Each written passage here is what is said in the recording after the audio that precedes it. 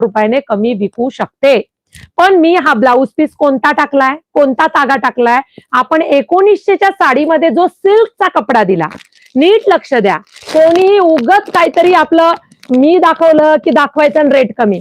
प्रत्येक आता मार्केटमध्ये माहितीये का, आपण जे 1199 माझ्याकडे प्री बुकिंग आहे, वेबसाईटला साडी टाकली 1185ला, रील सुद्धा आहे आपली, मी फेमस गॉगल घालून रील केलेली येल्लो ब्लाऊज वाली. ओके, आता मला 10 फोन आले त्याच दिवशी लगेच फॅक्टरी मधून की मॅम जी इसमें अमुक अमुक कपडा आहे, तमुक तमुक कपडा आहे, आता तुम्हाला सगळंच कुठं सांगत बसू, आणि मग हवी आहे का. अरे ती साडी मी तुम्हाला आता 800 पण देऊ शकते, 900 पण. एकदा का एखादं डिझाईन लॉन्च झालं की त्याच्या मागे प्रत्येक कपड्यावर ते डिझाईन चालू होतं. त्याच्यामुळे तुम्ही कपड्याला पैसे द्या. वाईट काहीच नसता. वाईट मी दाखवते तेच चांगलं, दुसऱ्याने दाखवलं की वाईट, आपलं तसलं नाही.